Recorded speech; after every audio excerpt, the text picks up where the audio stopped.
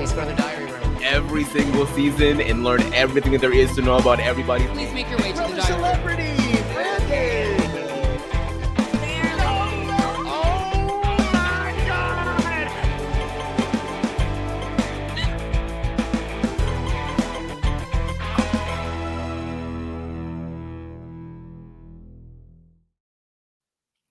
Welcome back, everybody, to another episode of The Diary Room. We are back yet again here in the month of December to continue pulling some Big Brother players, trying to find the best in all of Big Brother North American history. That is, again, the project at hand. I am Matt. I'm here with the Holly Jolly Aman Adwin. Aman, how are you? I am making a list and checking half of the names off twice, and I'm so excited to be here during this wonderful season, and excited for our guests who we haven't podcasted, all three of us together, in so long. Yes, as we were saying earlier, we can only podcast all together at all. The idea can only come up in the month of December. Thinking back to previous projects we have done in the month of December, happened before. Check out the Quiet Room. It is returning to podcasting with us, Matt Geoghegan. Matt, how are you? Ho, ho, ho. Merry Christmas. Happy holidays. Great to be back during the holiday season. My favorite time of year. It's been a while since the three of us have done this, and I'm excited. I need to start watching these on video because that was a great intro. I don't know if the video makes a difference in that, but you are more than welcome to watch the video anytime you want. Great plug for anybody that's listening in the audio version only to come check out the video here. I've been missing out. But yes, we've done some great December projects over the years. I think my favorite being the rewatch of High School Musical, broken down into episodic watches, just the way I like to consume content. Who could forget? And then, of course, the 3.5-hour song ranking at the end. Yes, the true highlight of the whole project. Yeah. Every once in a while, I come across my list, the rankings in my phone, and I'm like, yeah, these are good opinions. I like mine more, but it's fine. That's okay. Matt, how are you? I'm good. I'm well rested. I took a 5-hour nap to prepare for this, so I'm if we have to go all night, then I'm willing to stay up till the wee hours of the morning. We might have to, but who knows? Hoping for some contentious matchups that'll keep us arguing. I got to say, I think my main hope today for your wheel, what comes up today, are players that you and I, over the course of our history of going to random reality TV events, have interacted with at some point. And instead of talking about their gameplay, we can just, and Aman, obviously welcome to jump in with this too, if any interactions of people that you've come up, that you've met before. Because we just have come across so many random reality TV stars over the years. Hoping for Gina Marie. Oh, God. If I go down the list of people that we both have pictures with from just 2013, 14 through, I don't know, 18. Yeah. You'd be surprised. Yep. I've got a lot of those pictures still. Yeah. Oh my God, that's so long ago. I don't think I met my first BB house guest until like my first audition, actually, which was 2016, something like that. But anyway, I met I think my first people that I met were Johnny Mac and Meg, and they were so sweet. Johnny Mac's everywhere, so that makes sense. Yeah, I think I've met Johnny Mac like 17 times with both of those. Yeah, I mean, just every event used to, still does, but used to take place in, good old New York City. And that's right. All of the stars would come on out, and two young Matts would be running around grabbing pictures with all of them, including our most recent guest, Andy. I don't know if Andy remembers, but we both have a picture with Andy and Amanda from Yep. I do remember that. Andy. Really? No. I think Andy usually does the Chicago events, but yeah, I feel like he rarely ever comes to the East Coast. So this is the Andy call out of getting Andy to the next premiere party. Please come to New York, please. But Matt, what's your Big Brother story? How long have you been watching? What's your deal there?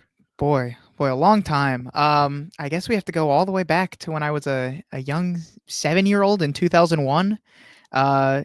I had just gotten into Survivor, the Australian Outback, and I was at my aunt and uncle's house, and they and my mom were watching Big Brother, and I was like, "What's this?" And they explained it to me as, "Oh, you know that show Survivor that you've been watching? Well, it's like that, but in a house."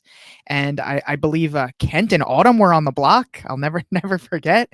And I I just watched it, and then every time my mom was watching it, I would come into her room and watch it. Fell in love very quickly, and have watched every season since, except for BB9. Fell off a little there in the winter season, and then started getting into feeds a little bit, reading about them first, and then dabbling, and then got into RHAP, which you guys may have heard of, for BB14, and then the rest was history after that. Yeah, No looking back then. Sorry to make you feel bad, Amon, but you already know this. Matt is my longest and oldest friend to have anything to do with the reality TV space. So if anyone is like, "Who is this guy?" You haven't heard the Lonely Boys podcast. That's who Matt is. Yeah, my resume checks out. I've got the pass. But no I mean, hard feelings here about that. I happen to find that absolutely adorable. Can we do the early plug of the Lonely Boys and let everybody know where to find all that if you're a Gossip Girl fan and you want to subscribe now while you're listening to the rest of this podcast? Absolutely. Pause this podcast and subscribe to the Lonely Boys. If you like Big Brother, I'm sure you'll love Gossip Girl as well. And not to worry, because me and my co-host Brendan have recapped every single episode of Gossip Girl at this point and are on to the much loved reboot. I'm a Gossip Girl expert, all things considered, and Brendan is a novice, and we've gone through every single episode. Matt's been on many times. Amon has been on once, I believe, but it was for the episode that we ranked as the #1 episode of all time in Gossip Girl history. So he's made his mark as well. Which I was very, very honored to be a part of. Yeah. Did you know you were going on for the best episode? I don't think that I did initially, but I think that Matt eventually did let me know that. I was like, "Oh wow, the pressure!" Because I think Amon just asked for a random episode. He was like, "Make sure I get a good one" or something like that. And I was like, just because I don't watch it, I was like, "But I want to make sure that I can do enough research and watch a few before the episode and and that just happened to be the one. Yeah, I was like, well, the best episode is still available and is coming up, so I'll give it to Amon. And yeah, so if you like Gossip Girl at all or teen dramas, check out me and Brendan at the Lonely Boys. It's a great time. Yeah, we try to keep it under 2 hours. Yeah, better usually. They're up to the reboot now of Gossip Girl, which doesn't sound like the most thrilling television, but it's not fun to podcast about, but not the most fun to watch. Yeah, I wonder what the Gossip Girl wheel would look like or bracket would look like to get to, I don't know, best episode or the best character. I mean, the best character wouldn't take that long because Yes, that could be a fun project. Once we're all said and done with everything. There's got to be more things you guys can talk about because I'll listen to you guys talk about anything, but I wouldn't mind if it moved to a fun new show that we have all watched at some point. We still have to figure out what that show is going to be, but I'm sure that is what's coming up next. Or we just review every album in music history, which Amon could certainly be a big help in. Look at the wall behind him. I love that idea. I'd be down for that, baby. Love a good off-season album review pod. Yeah, I mean the Demi albums are off the table for you to guest on, and I don't know. I'll take all the Gagas too. But Demi Lovato, my #1 artist on Spotify Rap this year. Congratulations! Look at that! Look at that. Crazy. Took down Taylor Spotify Swift. Or Apple Music? You're Spotify. I am Apple Music. Ooh, wow! I'm sorry, I mislabeled you. Yeah, I'm Apple Music too. Oh, are you? Okay. Yeah. So I feel like I get shit on so much for being Apple Music. I know we have to hide. I'm the odd one out. But I love Apple Music. I don't have a problem with Spotify, but I just prefer Apple Music. It's my jam. Well, do you curate your own library, or do you just play whatever my library has compounded ever since I got my first iPod back in 9th grade. So my library is chock full of just everything. But yeah, I still would just frequent the Apple Music library as well. Yeah. Without downloading. Okay. Cool. Apple Music, not bad. People will tell you that it's not as good as Spotify, but you got Spotify's all I know. I can't speak to it. That's fine. Anyway, to get back to some Big Brother, Matt, I didn't prepare you with this at all. So if the answer is not on top of your mind, that's fine. But can you think of any matchups that we've had so far that stand out to you as incorrect? Well, you guys have been getting some hate for the Raven matchup, Raven going through, but I am here to say that was the correct move. Raven should have gone through. I think Raven should go through to the third round, maybe even the fourth. Just sometimes you get two people and neither one of them made a huge mark, but one of them is just a lot more fun. And I don't think it's wrong to send that person through if you have better memories of them than the other person. So I'm here for Aman, keeping it fresh, keeping it fun. I hope some of these more fun matchups come up soon.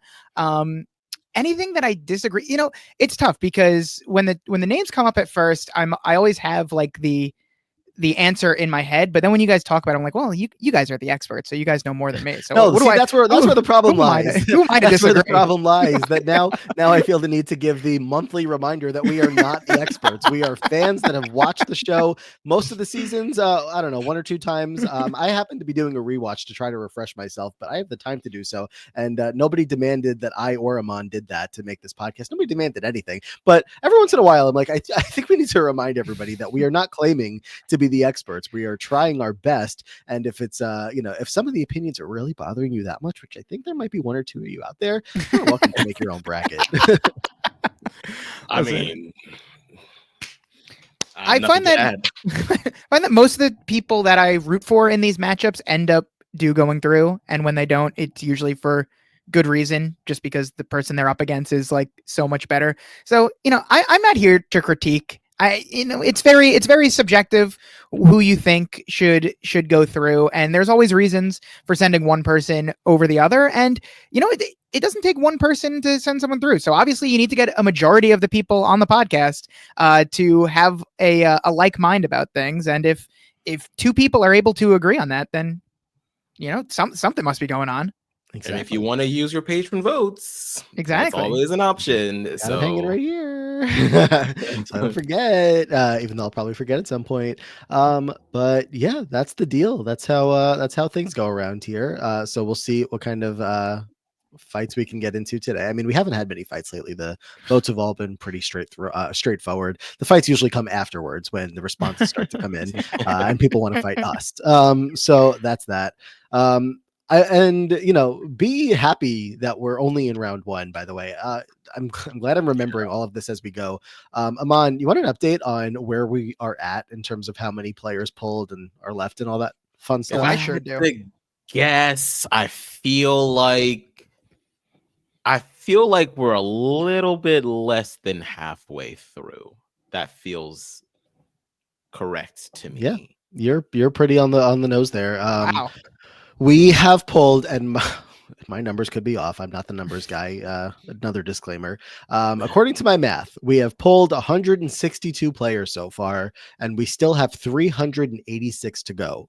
Which percentage-wise, I should let the math guy on the call do that, but I have Excel doing that for me. 41.97% have been pulled. We still have 58.03% to go. So we're getting there. With 40s and 50s involved in those percentages, I think the halfway mark is on the horizon. Yeah, you'll get there soon enough. And that's halfway of 1 round. So right. Yeah, but the first round's the toughest. Yeah. Mm-hmm. No. I mean, not the toughest in terms of matchups, but the toughest to get through, because then it starts to get through. Yeah. Exactly. Yeah. Then it starts flying after the next couple of rounds. This episode, here's a 2-minute tangent for any Glee fans that come and follow Aman and I from our previous project. This week's episode of Gleek of the Week, again, the podcast that we got the inspiration for this podcast from, one of the matchups in a round 2 matchup, this isn't round 5, 6, 7, round 2 matchup they had this week, and I won't spoil the results for you all, was Paradise by the Dashboard Light versus Survivor I Will Survive. Ooh. I still feel like I know which one I would go with, but that is tough. I know what I'm going with. And for the non-Glee fans, those are 2 bangers of Glee covers that you would expect to see in round 5.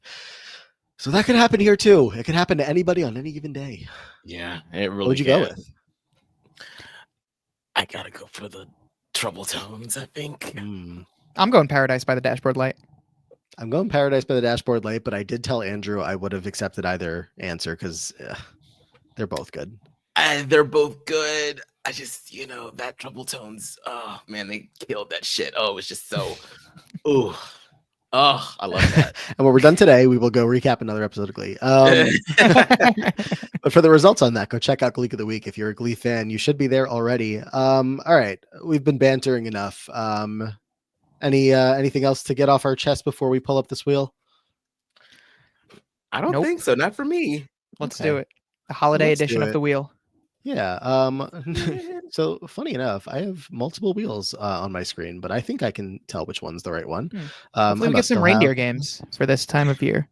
Yeah, we did in the last episode, so it would be nice to have it carry over. Yeah, you're one episode too short. I know. I have no idea what happened last episode. I feel so in the dark. Happy to spoil you if you wanted any, but yeah, I'll gladly get spoiled. Josh Martinez.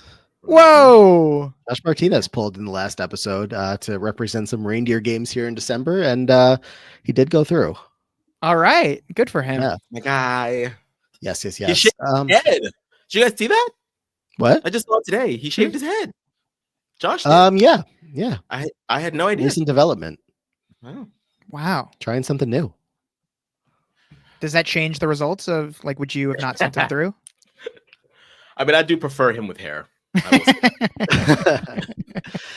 Well, let's see if the first contestant of the day is going to have hair or not. I mean, we did pull Xavier already. So, how many baldies are there? God, I hope they have hair. What a segue. All right, our first player of the day for matchup number 1 here for Matt Geoghegan is going to be dun, I'm so dun, terrified. dun, as you should be.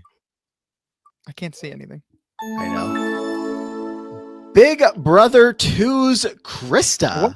Wow. Stiegel? Now, Stegel? Matt, Stegel? you just said you were watching all the way back when Autumn was on the block. So you were there when Krista played Big Brother. Yes, of course. You were watching. My very first season, and one that I've rewatched probably more than any other season. Not terribly recently, so I don't know too much off the top of my head. But yeah, Krista is iconic. I mean, she definitely. I mean, it's tough because when you're in that first real season of Big Brother, the strategy has not really been invented yet, so you don't have a lot to go on in terms of gameplay. You have Dr. Will, who is obviously playing the game, but when it comes to everyone else, it's like, what do you even go by?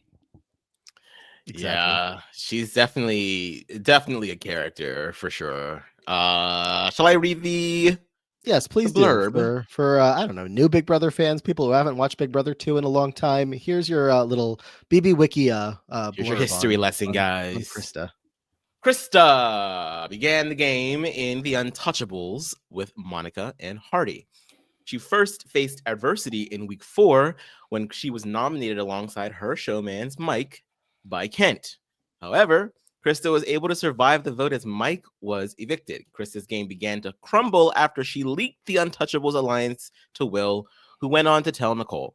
After Nicole won HOH, she set her sights on Krista and Monica after getting Hardy's approval to do so. Krista had a breakdown over the event, even starting an argument with Hardy after she found out he gave Nicole the go-ahead. Krista's stronger gameplay, comp prowess, and her breakdown resulted in her being evicted by a vote of 3-0, placing 6th. Hey, she made it past the halfway point. That's all that matters. I should mention I was a big Mike Boogie guy back in season 2. So I was one aged? pretty bad. One of the worst. One of the worst aging rooting interests I've had, probably. Yeah. But yeah, so of course I was also rooting for Krista. I believe when she was HOH, she did the ceremony in a bath towel in a robe. That's what I remember from her. So that's kind of iconic. But what can we say about her game? Was she ahead of the curve in terms of Big Brother gameplay? I would say at least she wasn't below the curve. Like she wasn't behind the curve. She wasn't somebody who, plenty of players show up in those early seasons that may understand that there's a game being played, and either just don't care or just completely fall on their face. Krista was not that. She definitely had her connections within that house. And not everybody was going to be playing at the level that Dr. Will was playing, of course, even for it being season 2, basically season 1 of proper Big Brother. But she still stood her own. And honestly, when I think back on like her, unlike her and Monica in that season, I'm so glad I wasn't watching live, because to watch the two of them not be able to have the success that I would have wanted them to have as a duo in the season, and have neither of them ultimately emerge victorious, would have crushed me. So I'm glad I was revisiting it all the years later that I did, and just had to watch that all happen over the course of a couple episodes. Yeah, I mean, I think, it's one of those things where she is doing pretty well just using her social connections in the beginning of the game. That's sort of like how a lot of people played back then. It's sort of just like, we're going to be not the pariah of the house, find your buddy, and make sure that you and your buddy remain safe. And then when shit hits the fan, I think that's when you really get to see who they are as players. And I think that being nominated for the first time really just sent her into a tailspin, and she didn't really know how to deal with it. And it's back when people felt like brute force and lashing out was the way to assert your dominance in the game, and it was a way to scare people from wanting to get rid of you, when really, no, like, if you show how much of a loose cannon you can be, it's time for you to go. So I do think that she didn't take well to being nominated, but to be fair, neither did her block partner and Monica either. So they both were kind of. You get like a scene of them in the backyard after they were nominated by HOH, I think Nicole, of them just being like, they're out to get us. Like, where, I think it might have been a little bit of like, we're the good people, early days of that. And everybody else is awful. But it was on like a different level than like the good people conversation will come in later seasons. Just, a little bit of outrage right off the bat. And really, even all the way down to Krista's eviction, it is a lot of emotion for the two of them. Krista, I think, is able to manage it a little bit better by the time that she walks out the door, because I want to say that she, if my notes are reminding me correctly, what I think I wrote there, she shakes, I think, like Hardy and Nicole's hands on the way out, and she has to sit there and literally calm Monica down, because Monica was upset that her best friend was about to leave the house. And, of course, it's just a game, but it's not something that maybe the players back then really had the full grasp of, because it probably felt even more like life or death all the way back then. So it was like back when like people, I feel like it was, when they were casting real people on the show as opposed to huge, like, because you couldn't really be a Big Brother super fan back then. In season 2, no. I'd love to meet the season 1 super fan that came in and was just so disappointed in the format change. I mean, exactly, right? Like, they were just like, this isn't Big Brother. What the fuck is this? But like you couldn't really be casting. Yeah, you couldn't really be casting a bunch of game bots in season 2. So you just kind of like casted real people, and you got what you got, and hopefully some of them turned out to be worthwhile to watch. And $500,000 back in 2001 is a lot of money. So they were in it to win it, baby. Look, you have not the first Big Brother showmans. I guess you can give Will and Shannon that as far as Big Brother 2 goes. If any showmans happened on BB1, I don't remember. That doesn't count. Count. These showmans has happened at roughly the same time. I think.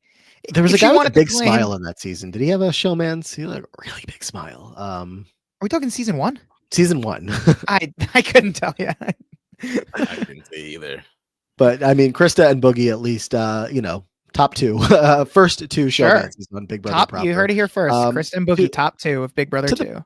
To the point where, if anybody needs the reminder, Mike Boogie proposes to Krista by the time Big Brother 2 has come to an end. Her social game is so good. Someone proposes to her at the end of the season. And she, I think, says yes. I think so too. I don't think that lasted very long. Cactus, though. So No, it definitely didn't last very long.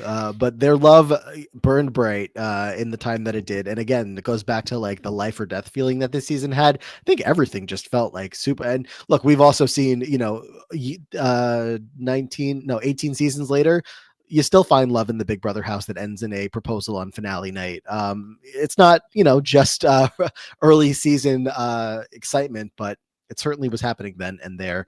I don't know. Krista, I think, is great. I think she was a very social person in the house. I think she ended up on the outs and ends up as a target of Nicole's, straight up just because Nicole was forming better relationships with people like especially Hardy and I guess Will to an extent, where she was feeling a little bit more insulated and like she did not have as much control of Krista and Monica going deeper into the game was my perception of what I was watching there. So again, I don't think it was many major missteps, but I mean, she found herself in like the majority alliance to start off the season. Yeah. She had her meat shield in Mike Boogie, whether that was intentional or not. So she was doing some things to get her as far in the game as she did, but she just didn't, and very few people did have the wherewithal to know exactly what a winning game looked like when she got to a certain point.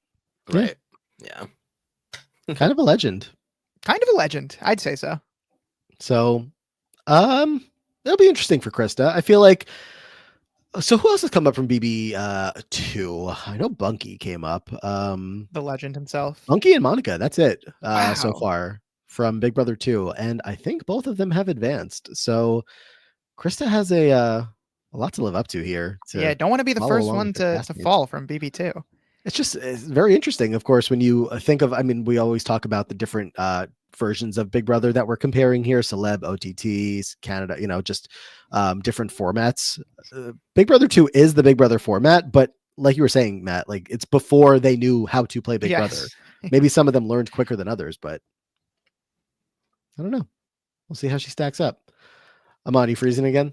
No, I'm here. I just didn't want to jump in because I wasn't sure what. Oh no, you're good. Unless anyone else has any final thoughts on Krista from Big Brother 2, we can give it another spin here. Let's see who she's going against. All right. Well, look away if you're the anxious type. That's me. I'm looking away. This is tough. It's so real now. It is. Krista is going to be back. matched up against in this round 1 matchup against Zakiyah. Okay. Wow. Okay. This is a matchup. They were both blindsided. They were both in a showmance. They were both in a showmance. They both go around in the midpoint of the game. They both had their fans pay for a cruise after the season was done. Actually, no, that was just one of them. I was like, really? All the way back then? Damn. No. That was just. They didn't cash directly to like a PO box. Like, what the fuck? Okay. Want some trivia here? By first name alphabetically, this is the end of the alphabet. The new end of the alphabet after Zakiyah is now pulled will be Big Brother 8's Zach. There's your fun. Actually, there's 2 Zachs, but Zach, Big Brother 8 has the last name that's later. This is fun. All right. So the last name on the wheel, alphabetically still available, was pulled. As of right now. And here she is. Interesting. Zakiyah. Zakiyah Everett. Okay, Zakiyah was known for her showmance with Polly, being a member of the 8-pack and of the Fatal 5. She began to play under the radar, which allowed her to avoid being targeted until she had a fallout with Polly. When her ally Davon was evicted, Polly convinced Victor to nominate Zakiyah against Michelle, her closest remaining ally. When Polly won the POV, he was conflicted whether or not to use it on Zakiyah. When he decided not, both Zakiyah and Polly believed she was staying. However, she was blindsided and evicted 3-2. The votes for Zakiyah to go were from James, Natalie, and Bridget. Now, I should have made that a pop quiz because if I was to guess, even though I know Nicole had been like loosely working with Zakiyah, I would have guessed Nicole just because she had her hands on the strategic aspects of a lot of that season, unless like she was involved and I'm just forgetting in the way that vote went down. I don't know. Okay, well, bringing it back to the top of things here, Matt, what do we remember about Zakiyah in Big Brother 18? Yeah, I mean, not much, but Big Brother 18 is a season I am often defending. I feel like Big Brother 18 gets lumped into that late teens era of Big Brother that people love to hate on. But I think, for my money, BB-18 was the standout there. People were complaining about it early on, and I was like, what are you talking about? This is great. People complained about it after the season. And I was like, I don't think there was really, I think maybe the down point of the entire season is like, it was a boring double eviction, which I think is when Zakiyah goes out as possibly the first part of the double eviction. I think that, and they got it over within in one episode, the low point, and then it gets very interesting again once the house starts to turn on Paulie. But Zakiyah, I really just remember her showmancing with Paulie. I was pretty sure that she does get betrayed by Paulie at some point. I guess that's because he got her on the block and then didn't use the veto to save her. But I could not tell you why exactly she was voted out against Michelle. I guess is that when Michelle thought she was going home and then that was every time Michelle was on the block. Yeah. Yes, so many times that Michelle thought she was going home and yelled at the entire house and then ended up staying. She ends up on the block both times in that episode, in that double eviction. Zakiyah is the one that goes home first, and she thinks she's going home then, so she calls out the whole house. And then she ends up on the block against Bridget. And the exact same thing happens again, and Michelle stays yet again. And she's crying like, Bridget, I'm so glad I got to meet you. You're such How does anyone not like this season? That's amazing. I know. Like single-handedly, that brought it up in my rankings as I was watching it. I feel like people had high hopes for Zakiyah early. I think a lot of people thought she might do well, but I feel like she didn't really do much of anything. She got kind of into a comfortable alliance, a comfortable showmance. And then when it was her time to go, there was really nothing she could do about it because she didn't see it coming. Yeah. It was interesting because I think a lot of people were, as you said, excited to watch her play. She's this gorgeous girl. She's like, oh, she's gonna have all the men wrapped around her finger, and it was the exact opposite. And I remember thinking in the beginning, oh, this is great. Like, I could totally see her and Devon linking up because they're the only two chocolate girls in the house. So it's gonna be great. And then I was so disheartened during the premiere where you hear her saying, oh wait, no, these old heads got to go. Like, get rid of these vets, which obviously as a newbie, of course, that's if you want to fit in with the rest of the newbies, you have to go along with that narrative. But I was so pleased when there was time for things to settle down. Nicole becomes the first HOH. The 8-pack forms. We get that DR from Devon talking about how she just cannot wait to work with Zakiyah. The two of them link up. I was like, okay, this is going to be, we're set. This is good to go. This is great for Devon. And then Zakiyah doesn't do much. Right. And then she gets involved with Paulie, and then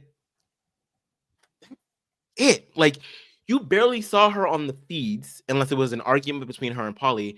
And on top of that, you barely saw her in the episodes too. Like, I don't think she has like any DRs.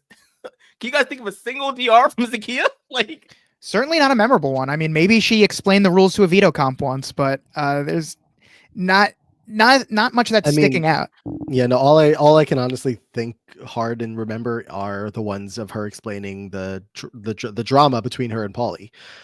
Because when that got bad, and it got weirdly bad, you wouldn't expect it to have gotten that bad. Because I mean, like, the thing was that, right, correct me if I'm wrong, that like it seemed like Paulie, so they obviously had feelings for each other. What they did actually, like how far they went in the house, I can't remember, but it seemed like by the time that Zakiyah was almost to be evicted, that Paulie was like losing those feelings for her, and he was starting to like come up with these weird reasons as to why he no longer liked her or had the feelings for her that he did. And so like, and then he would justify it with like game reasons that like maybe she said this or said that, and it wasn't what lined up with their games, because they were all in such a good spot. I mean, she and Paulie, Corey and Nicole, and Devon, for the time that Devon was unwillingly in that spot within that group. They were set up to go all the way to the end. And then again, when it seems like imploding is just still one of like, I hated that. I hated it so much because I mean, who does it not work out for? Right. Zakiyah and Devon. Everybody else was fine. I mean, Paulie not so much, but I mean, he really did that to himself. Where Devon and Zakiyah, yeah. Actually, no. I mean, Devon really kind of did it to herself there too. But Zakiyah, I don't know.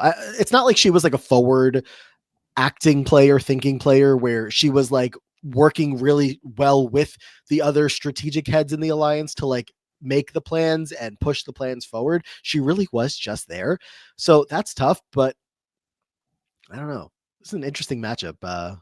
Blurry Amon. This camera. Yeah, I mean, it's hard. Like, it's hard to point to like anything that Zakiyah aggressively did wrong. Like maybe she wasn't proactive enough in saving herself. Maybe she could have done a lot more. But there's nothing that she like. No HOHs, no Vitas. Like it's not like she had like a catastrophic HOH that she messed up strategically. Like we don't know if she knows what she's doing strategically or not because she didn't really do much. So it's hard to point to anything that she really did wrong. So yeah, I don't know. I don't know if you put her in another season, how she does. If you put her in a season without Paulie or with a different makeup of the house, like if she thrives or if she doesn't. Like it's hard to say. Yeah, I mean, you have two players here when we talk about the matchup head to head. Zakiyah versus Krista that were in decent positions early on, had allies early on. I probably would give the edge a little bit to Krista as far as, like what they had to do with getting into that alliance and like strategically working with that alliance in the time that they did. Because again, it just kind of felt like Zakiyah was mostly just there. But when you look at like how the game fell for both of them and how things unraveled in a bad way, for Zakiyah especially, as we keep talking about Paulie not using the veto, it's like, okay, that is very much on Paulie for not saving your showmance. The person never would have come after you in the game, but advocating for them to go up in the fucking first place. Like you also have to give a little bit of the not credit to Zakiyah for, I guess, not pushing hard enough or not. Look, I don't think that Paulie's somebody that you can really talk sense into when he's not willing to listen to reason.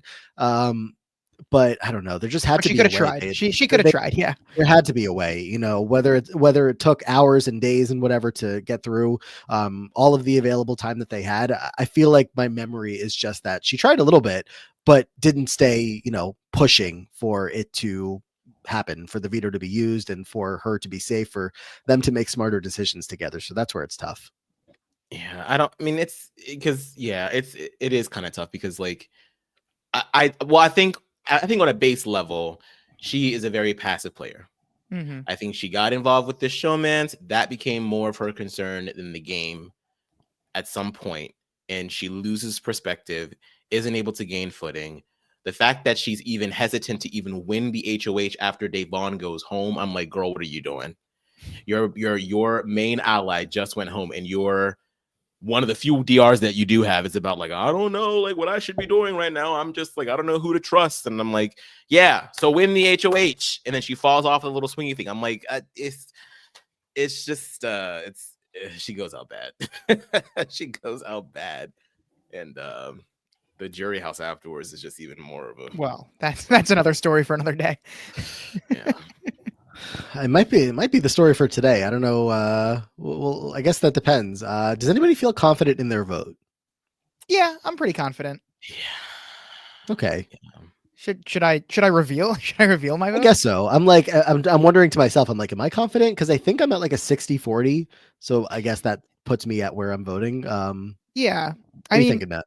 We mentioned the similarities. They both kind of go in and get in a good position early, get in a showman's, and then kind of flame out towards the end and get voted out towards the mid game. But I think, by the time Zakiyah plays, there is a Big Brother game plan. You watch one season of Big Brother, you should have some kind of semblance of what you're doing.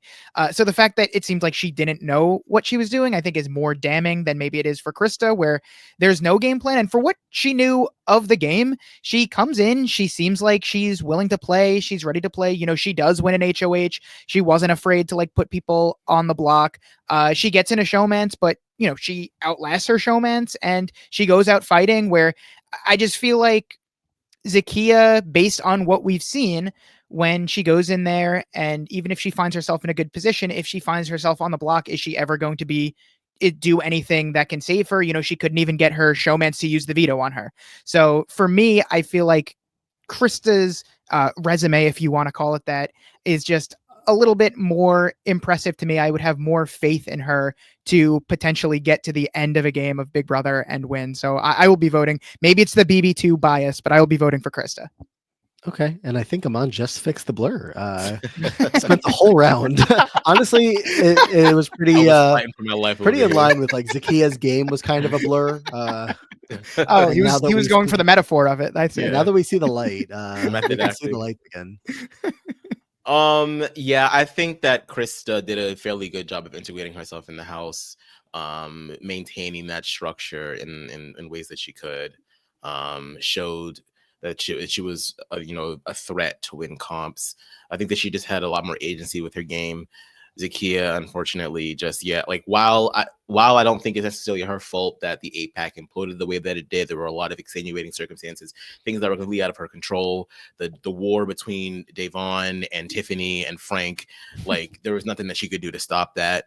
But when it comes to Pauly, like him, trying to focus so much more on keeping the all-male alliance thing that he had going on with Corey and Paul and Victor and all this stuff, like that's not necessarily her fault either. But I do think that if you see that that's where it's going, you should be doing your damnedest to make sure that you're not one of the girls that is getting got. You need to be doing what Nicole's doing right now, because Corey would never have put up Nicole, but your showman, for whatever reason, because he's an idiot, would put you up. And then when you're on the block, you're then saying, oh, Pauly says I'm good because he has control over the house, and Michelle will be the one to go home. Why do you think that? Right. So, yeah. Sorry, Zakiyah. All right. I mean, this feels like a spot where if there was a sympathy vote to be cast, I'd consider it.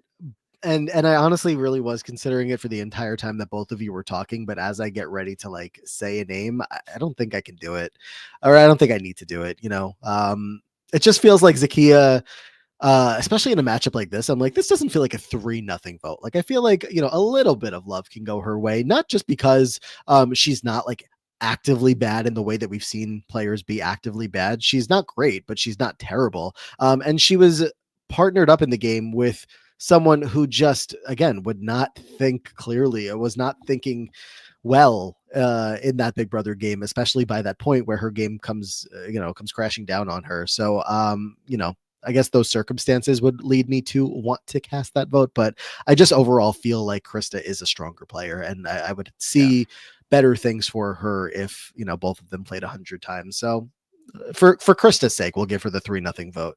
Not that it matters. BB2. Yeah, No sympathy for Zakiyah. Going through 3 for 3 so far with Big Let's Brother 2. go. I mean, everybody used to call Zakiyah. They would put 3 Z's before her name because she was just and look, Zakiyah is not going through to the next round, but she did go on a great cruise. As far as she did, and she had a legion of Zolly stands that would not hear a bad word about them. It was crazy. What do you think? I don't think I think it's Zolly, and then it's Tangela. Those were the two stand groups where it's just been like, oh my god. And then recently, probably AmeriCorey is probably the closest thing that's come to the two of them. But yeah. In terms of passion, yes. In terms of like insanity, I would. Oh yeah. I'm talking about the fan. Fan interaction. Yeah. I have not seen America and Corey on a cruise, paid for by the fans, but maybe someday. You don't think the Krista and Boogie shippers are up there with them? The Kruggies? Well, that's what I'm saying. Like, so I wonder where the Zolly shippers are at today. Like, I mean, what are they doing? They're hiding because they know. No. I mean, look, they were probably 16. Now they're what, 24? Oh no. How wrong you are, Matt. That was one of the most egregious things about it, is because people were so disgusted with the fact that they were sending these people money that people were like literally being Twitter sleuths and finding out that some of these people sending money and gifts and shit were in their 30s. So like, no, like, I'm 30 now and I don't feel the most stable as a human being, so I understand that. Well, at least you're self-aware about it. Yeah. So there's that. All right. Well, with all that said, let's get to our second matchup here and find our first player. Matt, I got to say, hoping for some BB Can to pop up. Sure. Not everybody wants to talk to some BB Can, so you're ready and willing. Yeah, it'll be interesting because I've never watched feeds for BB Can, so it'll just be what I know of the episode. Oh, That's not BB. Okay. But oh man, it's gonna be tough for me to vote for anyone else. I'll tell you right It almost now. was. The name before it was a BB Can 5 name, as far as I could see. I know you guys can't see; it's a little small on the screen there. Yeah. But what we got here is Big Brother 23's Hannah Chada. The legend Yes. herself. Wow. Legend. I know it's only been a couple years, but this is a name where I'm like, how has she still not been back on something, somewhere, somehow? I agree. She really it She's seemed like a busy. slam She's dunk. Becoming a doctor. Yeah, That's true. She was Yeah. doing stuff, or It maybe seemed still is. like she seemed like such a standout in that season that was already such a great cast that it felt like, she'll be back on something, and maybe she still will be. Like you said, it's only been 3 years, but the fact that it happened and we haven't really heard from her since has been a little bit surprising. Yeah, she was an alternate, I do believe, on the Challenge USA 1 or 2. So Okay. these production companies know to call her. It just, I guess, hasn't worked out. So Hannah Chada, Aman, remind us about Chada. Oh my god, I was so busy looking at her card that I was not looking for her. Okay, 1 second. Hannah Chada. Here she is. All right. After the events of week 4, Hannah was purely loyal to the Cookout Alliance. Most notably, she convinced Derek X not to play for his safety in the chopping block roulette, despite knowing a backdoor plan was in place for him. Even as allies left her side, she continued to approach the game analytically. When the Cookout made history and reached the final 6, Hannah thought she was safe with the finale deal she made with Tiffany and Kyland, but Kyland's HOH left them blindsided as he both nominated Tiffany and Hannah. Though Hannah survived that eviction, Azza next told Hannah that she would go up as a pawn next to Xavier, but Hannah was voted out by a 2-0 vote. Gotta say, very happy for her fellow castmates, Derek and Claire, that they've gone on to be so in love. Whatever. But during the season, I was shipping Derek X and Chada. They were Hannah so and cute. DX. What a time. I was ready to see the showman's blossom. But look, I think everybody's right where they need to be right now. But I would have given Hannah and DX money for a cruise or whatever they needed. I would in my late 20s. I would have done it. Then DX went on to just win money on his own with Claire, and Yeah. they don't need us to pay for their cruises at this point. I'm here to say DX's parents, because famously his parents were like, don't come back unless you win the money, or you need to be a doctor, you need to be a lawyer, whatever. They would not let DX live it down if he actually ends up in a relationship with this girl who is in Georgetown for medical school. They'd be like, you see this girl? Do that. Yes, So, that's why it didn't work out. all things That's happen why. as it should. Geoghegan, start us off talking about Chada, who you had a big reaction. I love Hannah Chada. I mean, back in BB23, listen, I know we were all rooting for Tiffany, and I was too, but Hannah was my number one that season. I was from very close to the beginning of the game to the end of the game, like such a dark day when Tiffany and Hannah both go out, I believe, in that back to back. And I still haven't recovered. That really just ruined the season for me. Like a season that was so great, and from early on where I was like, oh, this boot list was pre-made for me. This is fantastic. To just kind of end on that note, such a historic season, was a little disappointing. But I mean, that's what happens when you put so much stock into a player and then they go out. But it's an interesting season, right? Because of the cookout of it all, because everyone in this alliance is essentially playing for a greater purpose. They made it to the final 6.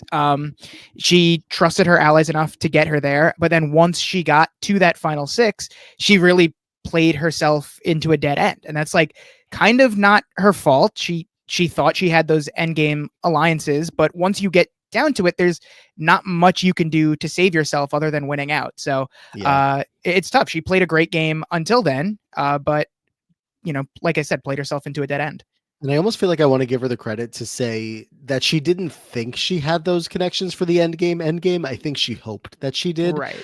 Because when it comes down to Kyland and Xavier, she had plenty of reason to be assured by them that they were all good all the way down to the end. But I really feel like it was much more like hoping than actually like feeling confident that it would happen. Because when you get down to that end game, and I mean, yeah, Big Brother 23 for Tiffany, for Chada, a completely different season, if not for the cookout. Obviously, I think both of them run the game in an even grander fashion that takes them past spots 5 and 6 to spots somewhere in 1, 2, and 3. 1 and 2.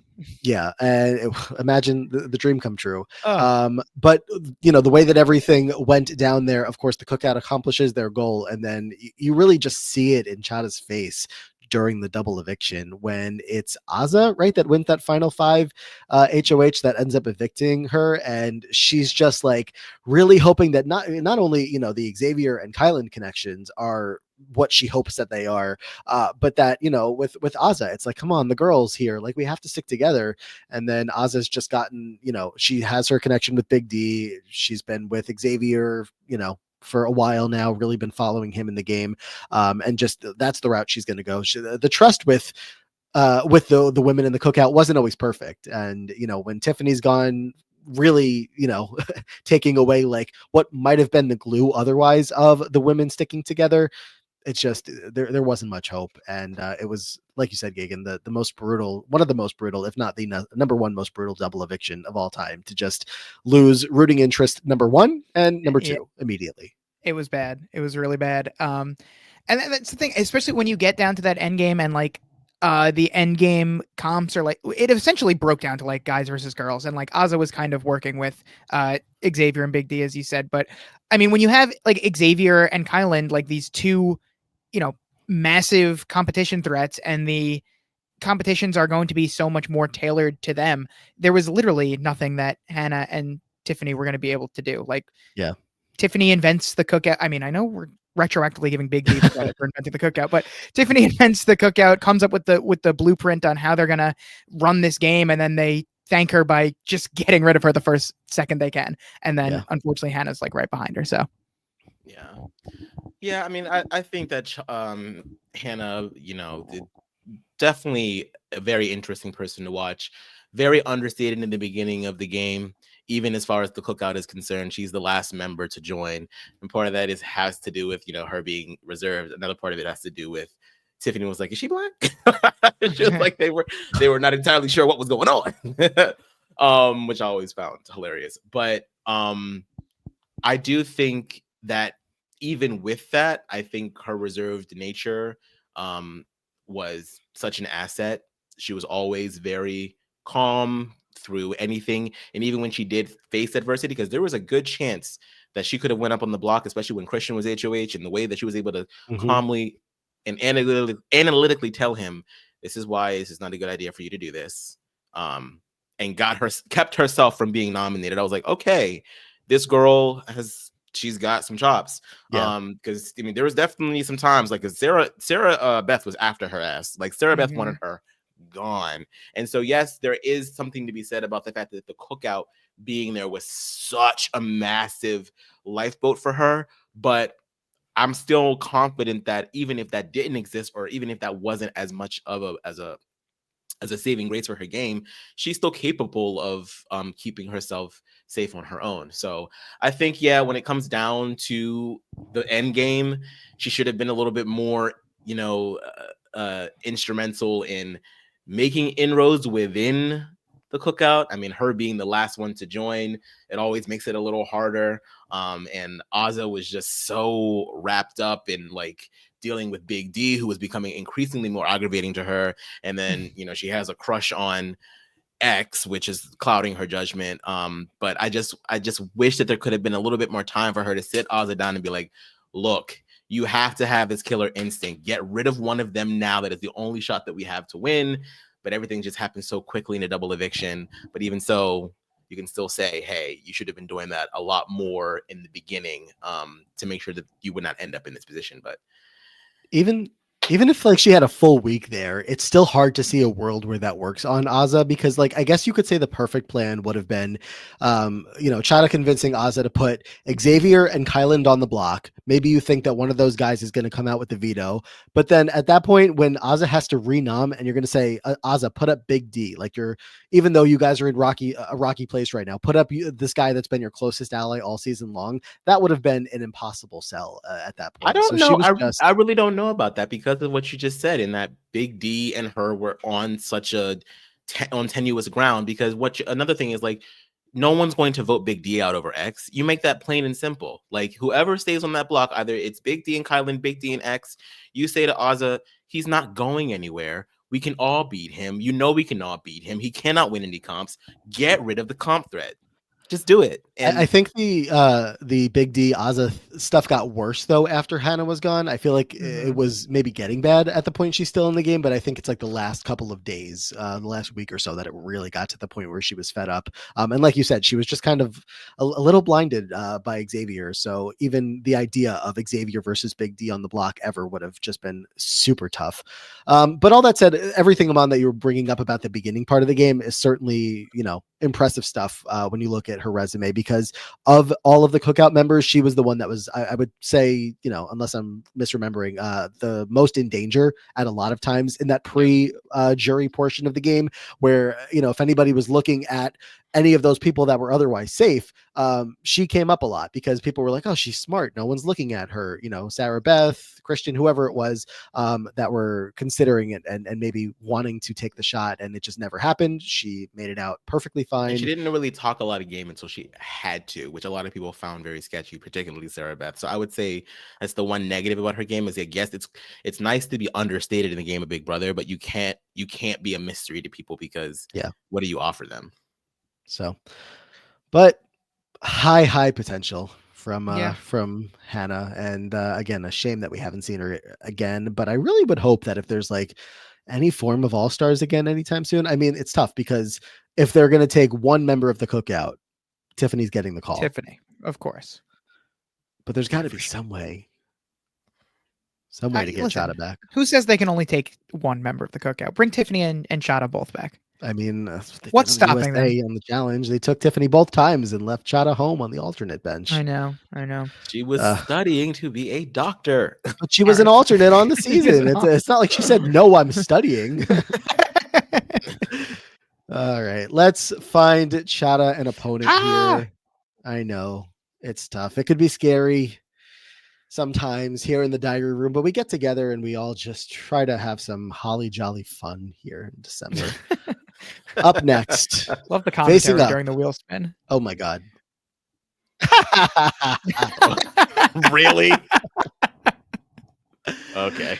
Hannah Chada versus Dina Lohan. A battle of heavyweights. This is crazy. I love this. This is great. It's funny. I think Andy, when we were talking to him in the last episode, was like, I had a vision of Josh coming up, and then Josh came up. Dina's name stood out to me earlier today. So I don't know what the wheel is. I don't know what the wheel's doing here, but Dina Lohan, the latest contestant, Big Brother player. Aman, you have notes on Dina? I do, however short. However short, yes. Dina laid low throughout the season, voting to evict. Is that intentional? She voted to evict. Yeah, she voted voting to evict and working with some of the women as their additional number. She was evicted alongside Lolo at the final four when Ricky took Tamar to the end. Yeah, that happened. Seems like an oversight by Ricky there. Dina Lohan. Look, I love Celebrity Big Brother too, especially the end, which unfortunately for Dina did not include her making it all the way to the end. I feel like she was surprised when she got evicted. I don't know if I'm misremembering that, but I think she thought that she was going to get taken all the way, as if she had put in any kind of work with anybody in the house for that to happen. But Matt, what do you remember about Dina? Very, very hard game player, of course. Yes. Like you were saying, I think Celebrity Big Brother 2 is the good one, is the one that I have good memories of. A little bit of 1 as well. Definitely not 3.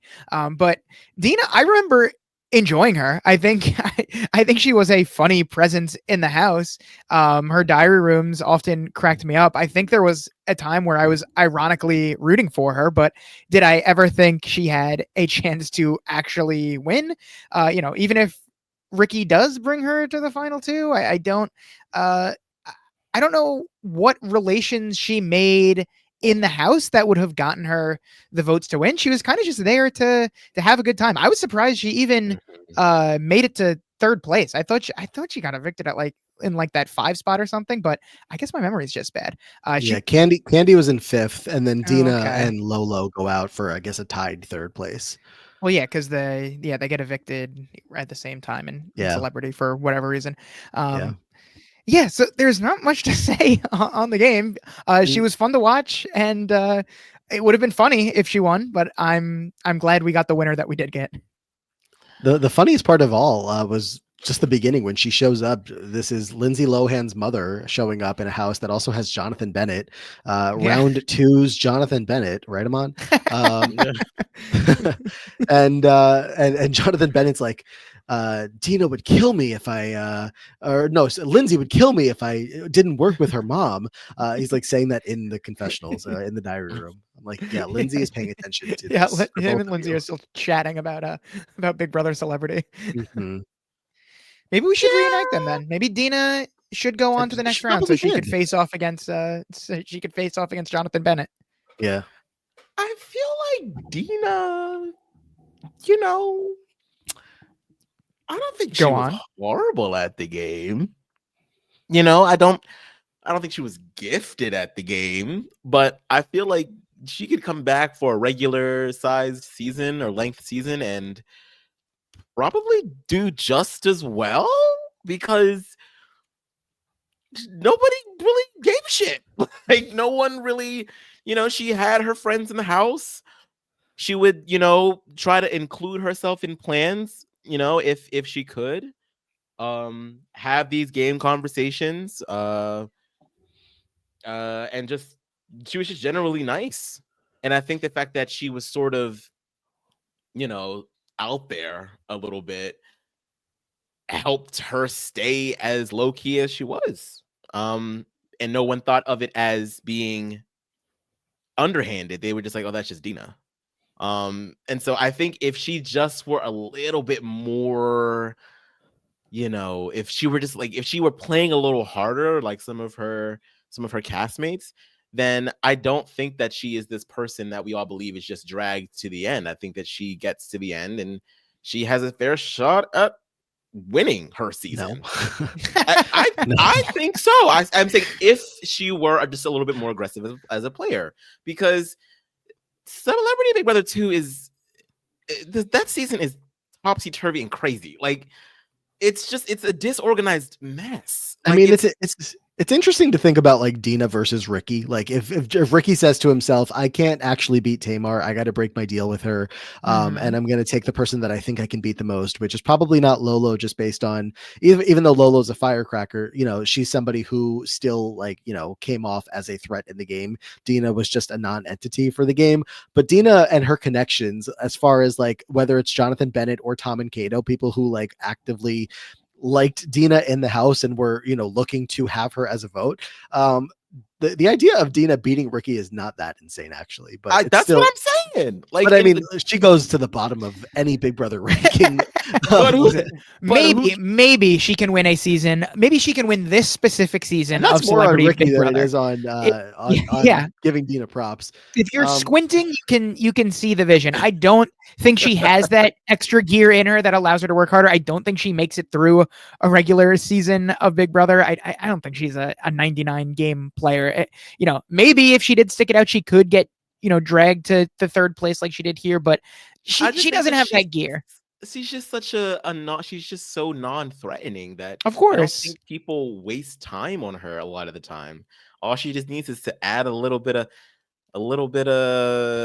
killer instinct in there. And it's not as if like the game conversations that she would have were completely just out of the loop. She was always, I think what I remember about some of this stuff that I would see on feeds with her is that she would always be in people's ears being like, well, this person's a threat to win, so you probably should go after this person, right? Yeah, we should do that. Like, she's always agreeable with whomever she's talking to, and that's playing the game. So Yeah, I mean, she didn't just lay in bed and do nothing for the entirety of the season. She was having conversations, but as far as actually putting things into play, I don't know how much of the game she was actually controlling with those conversations. Hey, I Everyone's tried. giving her Okay. more credit than I ever would have. Like, no, but see, the thing is that there's people sitting, at home right now, wherever you're watching, listening from, that are Terrified like, that Amon's going to vote Dina that through over know Hannah. Amon's track record, and they're expecting this vote. They know where they think he might vote. But I guess we don't have a whole lot else to say on Dina Lohan. I don't know. I mean, I'll give a little bit of credit to her based on what Aman is saying, of just we've seen worse. I think I can do that. I think I can. Yes. I think I can say that. We have seen worse. She participated in game discussions that were never led by her, is my memory of Dina Lohan. And she never stood out as a threat because she wasn't one. So. And she was fun and nice. And she's Lindsay Lohan's mom. Everybody, Long Island legend. Long Island legend. Let's all get together and watch Freaky Friday 2 next summer. I'd love to. So, let's cast some votes. Okay. Aman. I like this evil grin that he has here. I will be voting to evict. Mm-hmm. It's like he's casting. It's like he's picking a draft pick here. I can't do it for Dina. I really wanted to just like do a meme vote, but I can't do it. I have to vote to evict Dina, but it would have been funny. Of all people to do that to Chada. Hasn't she been through enough? Obviously, you guys are going to choose this. I'm not afraid of Chada. You know what? No, fuck it. I'm going to vote to evict Chada. No, you're not. You know what? So am I. Dina's going to the next round. 3-0. Bye, Chada. Just to spite Aman, I'm gonna evict my favorite player. And you know what? I have a patron vote here for Dina Lohan. It's a 4-0 vote. Yeah, you can't be cute like that, Aman. There's always patron votes. You don't know what's happening. Yeah, that's true. That is true. Lindsay Lohan may be a patron and throwing a vote to her mom. Yeah. Am I marking this down as a 3-0 or a 2-1? Anything at all during the season about her mom? I feel like I can't she remember didn't saying anything. Let me get on the record. I'm officially. Oh, I didn't vote to evict last time. I'm voting to evict Dina Lohan. I'm sending Hannah through to the next round, just so there's no confusion with whoever is doing the wiki for this and whoever is sending things forward. Yes, as am I. As maybe as Aman. I am voting to evict. Okay, so there we go. Matchup 2 in the books. Let's get to one more matchup here for the day. Let's spin this wheel. Last one. Shout out to the Lohan clan. Yeah. Hope you're doing well. Hope you're all great. Up next on the wheel today, my BB can dreams are not coming to fruition. Oh, wow. Celeb. I mean, you have like some celeb. I don't know. Did you tamper with this? If anyone's rigging it, I believe it's you. No. Based on your name, Matt Rigori. No, you would be Matt Geoghegan, actually. Yes. I mean, there's nothing to discuss. Greatest Big Brother player of all time, right? She's up there. She's in the conversation. Shannon Elizabeth is the name that was pulled from Celebrity Big Brother 1. So what do you know? Just 2 Celebrity Big Brothers in one episode here. Let me find her graphic. And Aman, do you have notes on Shannon Elizabeth? I do. Shannon, an early power player, Shannon managed to flip the vote to save James from the first eviction. However, this caused her alliance to target her because they saw her as a dangerous player. She and James were nominated in week 2. When James won the POV and took himself off the block, her fate was sealed. She was evicted in a 5-1 vote, placing 9th. All right. As you were saying, Geoghegan, best player of all time. Yeah, I mean, I believe that's what people were saying about her while she was in the house. And when you already, for whatever reason, have that preconception. It's going to be tough to fight against that. And then when she comes out as strong as she does, winning that HOH, making those moves, like she they eventually things were just going to catch up to her. And I feel like she could have been fun though. Like we didn't get to see like a true Shannon Elizabeth game. We just saw like 1 week of it. Yeah. We saw chaos. We did, Is what we yes. saw for Shannon Elizabeth. The one thing that really will trigger the memories for anybody who needs that is the word responsibilities.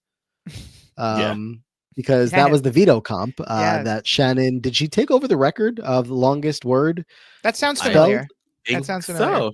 I want to say that was the statistic that was happening around then. That not only does she come in hot, win the first HOH, but like you could say that her threat level starts off high, but then maybe minimizes a little bit when Keisha wins that bag twist and ends up taking over the first week HOH responsibilities. So Shannon's no longer the first week HOH, but then she goes on and wins the veto comp, spelling responsibilities where everybody else barely spelled decently, like medium-sized words. So the threat level is still high, but she's still okay. She's in this big alliance with Ross and Omarosa, Marissa, like everybody that was in that big alliance early on. But it just did not last.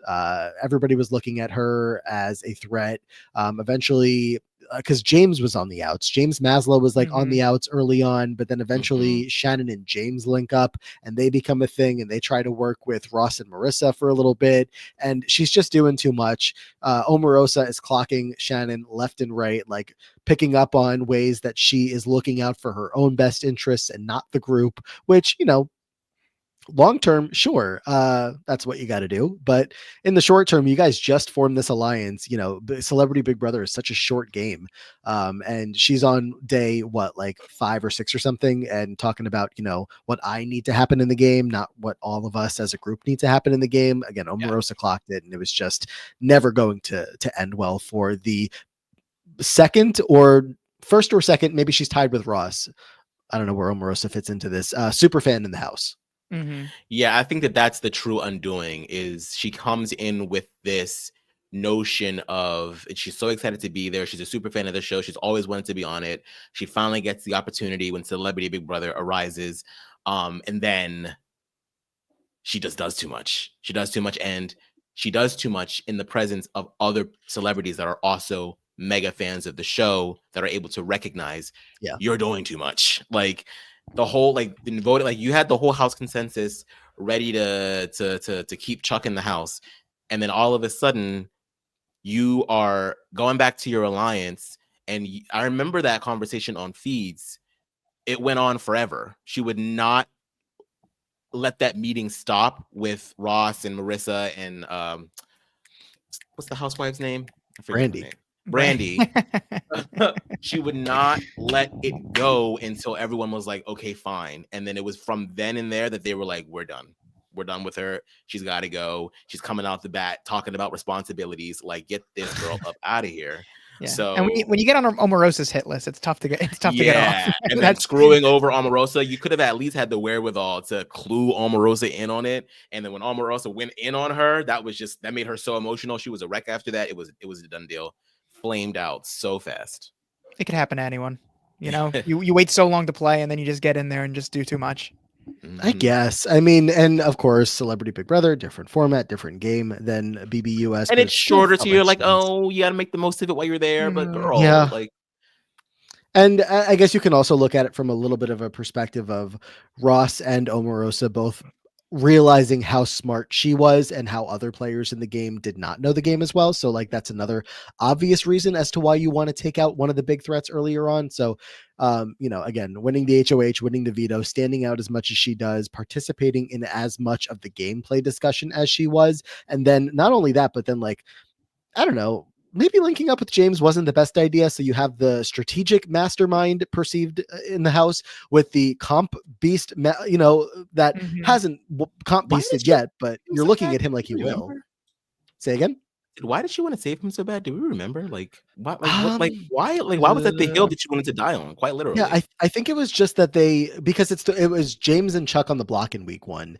And when they decide to not evict James, which was the original plan, I think it was just that Shannon, Ross, and Marissa came together thinking that they can use James as a weapon in the game going forward, because they kind of came around to having like rational, strategic conversations with him, where they were not getting anything like that with Chuck. It was like, we can't move forward with Chuck. He's not going to work with us. They needed to evict Chuck, like like some of them did. So I don't know. I guess it was just him being better than Chuck that kind of kept him around, and then just kind of paired them together in a natural way because they were both outcasts. I don't know. Could be misremembering the fine details of all of that, but convinced her to tell James to throw the next HOH so that he could get it and then send her ass home.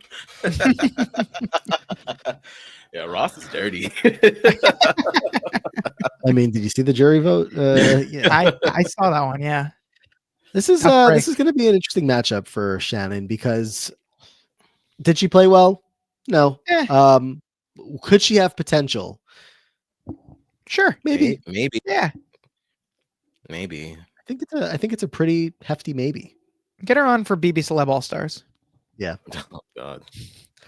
Let's give Shannon an opponent and really weigh the pros and cons as she faces off against another one of these Big Brother celebrity players that surely is going to pop up. BB Celeb 3. Final player of the day here. Who is it going to be? Who's it gonna be? Who's it gonna be? Going to be. Yeah. No, this is funny. Willie Hands. Willie Hands. Talk about someone who flamed out after a couple of weeks. This is quite apropos. Listen, similar trajectories. He really came in and did a lot. Wow. Right, won an early HOH. The closest. Yeah. Oh no, actually no. I think we were a spin off from like Peely maybe, and a couple spins off from SD from BB Can 7. I just no BB Can. It's not in the card. Neil is ethnocentrist. I keep telling you. Yeah, I don't give a damn. All right. Well, Willie Hands. All right, Willie. Shortly after entering the house, he gained notoriety, as many house guests realized. He was related to Russell Hands. During the first HOH comp, his team won, and Brittany chose him to be the first HOH, where Cara was evicted despite his target being Frank. The following week, Willie got into a physical altercation with Joe, leading him to be ejected. That's just crazy. It's crazy. This is a good matchup because both players just had everything come crashing down on them. That's so what I'm fast. Saying. Similar trajectories. Very, very similar here. They came in hot. They both won HOH. They caused chaos. Really? And then I mean, when it comes down to it. The only thing is Shannon just didn't headbutt anyone. Shannon's missing a headbutt to be the celebrity version of Willie Hands. I mean, Willie never got voted out. He has that going for him. He does. Yeah, I mean, the season starts off with obviously, as we were just saying, as Willie as HOH, and you have Brittany and Janelle's teams kind of coming together there, and it just kind of looks like he would be fine, even though he comes clean about being Russell's brother. But just the way that the next 7 days devolve for him is just some of the quickest like declines you've ever seen in Big Brother history. Yeah, just one of those things of not knowing how to not deal with being in power once you're out of power. It's like the only Big Brother that you know is when you're winning, and when you're not winning, it's all bets are off. Yeah. So, and I mean, and production, I mean, y'all knew what y'all were getting into. Like, I mean, this was in the midst of Hans Mania. This was like we were getting a Hans like every few months on CBS. Like, what did y'all want or think was going to happen? Like, you cast him for this reason. Like, he's a firecracker. And he just goes off on everybody. Goes off on Frank. Goes off on Mike Boogie. Goes off on Chef. Goes off on Brittany. Yeah, I love it when Brittany's like, just chill. Just leave everybody alone. I'm not going out like that, Britt. Wait, you're not going to go out with what? Like class?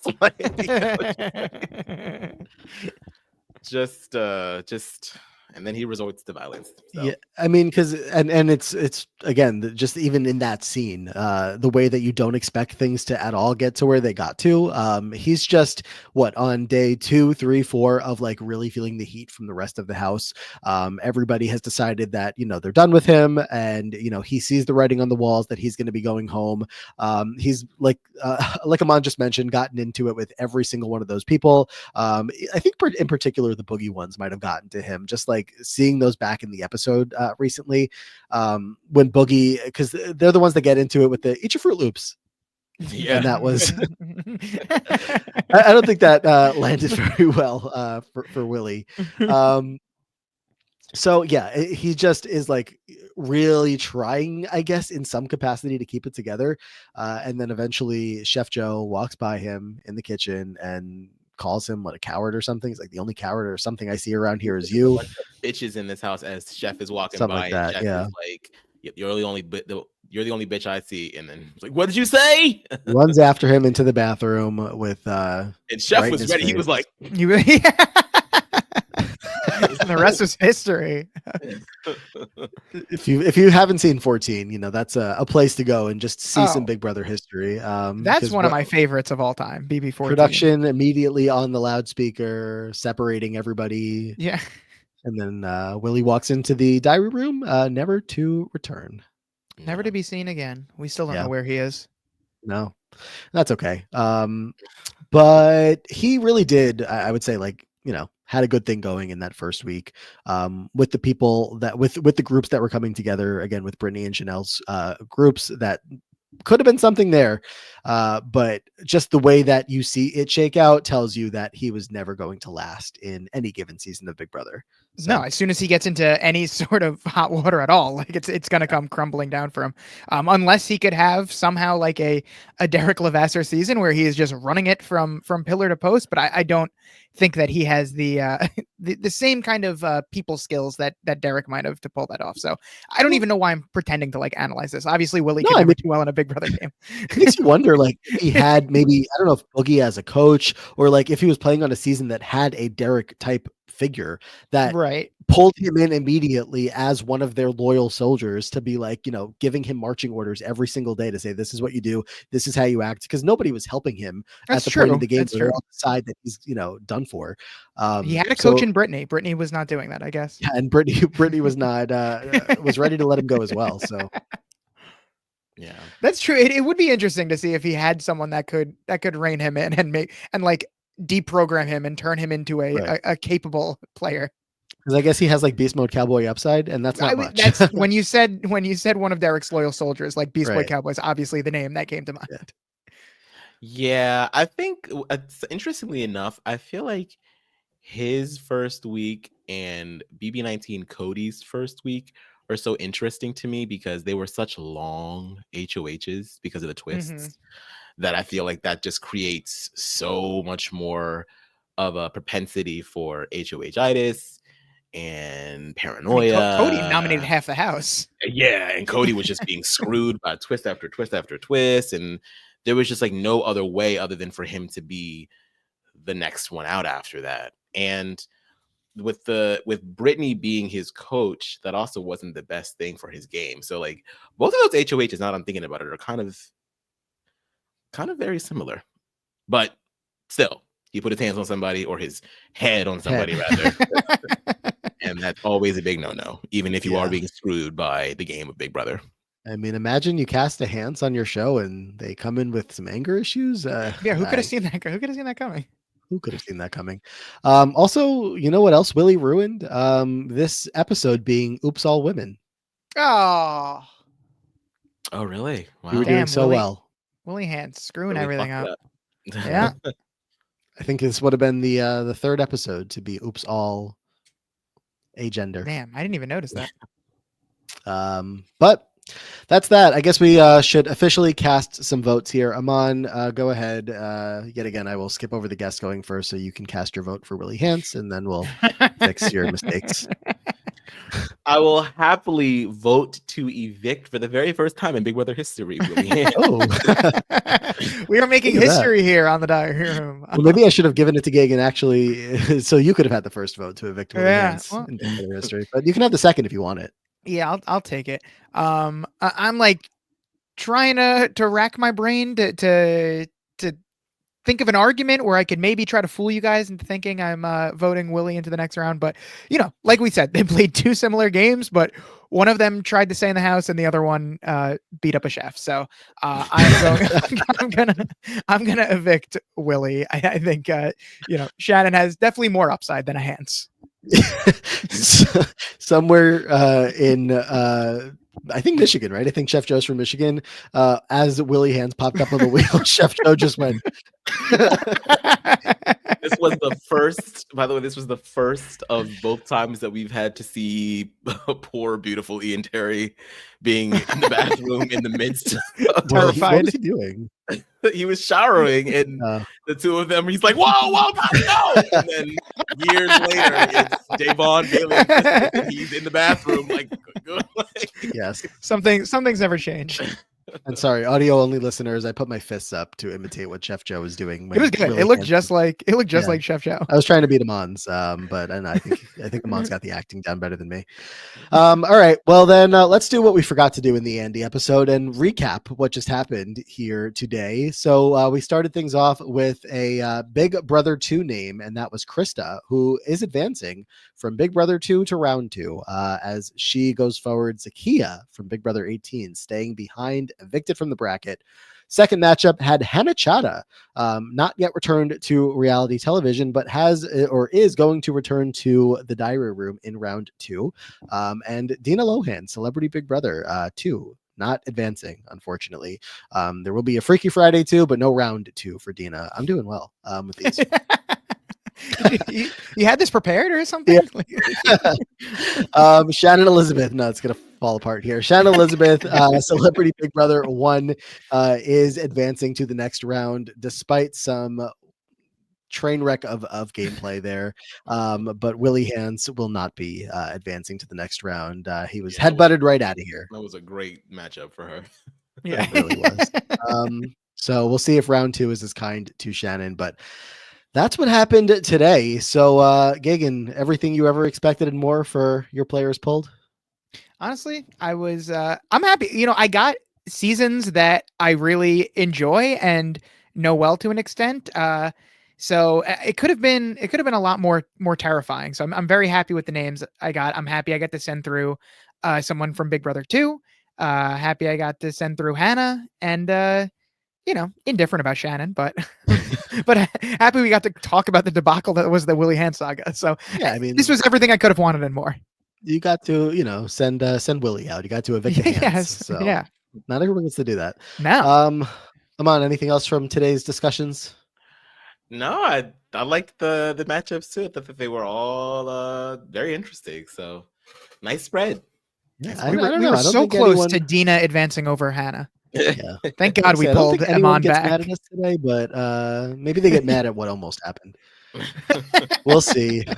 In the meantime, I mean, the Matthew- Zolly fans might be all over if they are still yeah, existing. they might be. I might have awakened some fuckery. And if you are out there, let us know what you're up to today. Yes, please do. Matthew, please bring back the plugs again. Remind us where we can find you online and the podcast and everything. Follow me on Blue Sky now. Same handle at MattyFresh24 .bluesky.social or whatever comes after it. Not really doing much of anything there, but skeeting about Survivor when it comes on and other reality shows. And then besides that, I already plugged The Lonely Boys, but me and my good friend Brendan are breaking down every episode of the reboot. We have broken down every episode of the original series, complete with episode rankings, character rankings, all that good stuff. And then if you want to become a patron of us, you can listen to our recaps of the OC as well. So that's very exciting stuff. Yeah, that one's not going to go as fast as Gossip Girl did for you guys. No, we only do 2 a month. So yeah, taking a nice slow, steady pace. So at least Brendan has one good show to watch. Right exactly. now. Yeah. Yes, it was So so there you go. refreshing watching an episode of the OC. I'm sure. All right. Well, thank you, Matt, so much for joining us today. Can't wait for next time already. What a fun time to have you here. Of course, for myself, I'm on Blue Sky at mattligori.bsky.social. Still, I don't know. We're still on Twitter for the polls, for the diary room polls, because they still don't have polls on Blue Sky. So that stinks, unless in the week between us recording this and it coming up on YouTube. I don't know if anything has changed. Doubt it, though. Find me over on the Free Agents podcast with Brian Scally talking about the challenge, House of Villains, and anything else in between. The Traders is coming up. We'll be covering that as well. And you should certainly find the Diary Room on Patreon, where you can cast a vote for a player. No votes cast for any of the 6 players that came up today. But if you want to cast your vote and make sure that Aman doesn't eliminate your favorites from the bracket, that is the way to do so. And you can also participate in the battle back votes. You get the losers brackets, where we talk about all of the eliminated players from the recent episodes and crown one of them as the worst player of all time. Well, of that batch, and eventually we'll find the worst player of all time. We've already gotten a couple of them. So that's been fun. And the group chat, everything is a lot of fun over there. So patreon.com/the diary room if you would like to get more involved there. Aman, what about you? I think Drag Race is being covered now at this point. No, this is next week. Oh shit! Wait, no, I thought because isn't Andy next week? Or 2 episodes next week. We got a busy December. I'm confusing everybody. Well, that's right. Okay, never mind. Drag Race will be coming up in a couple of weeks.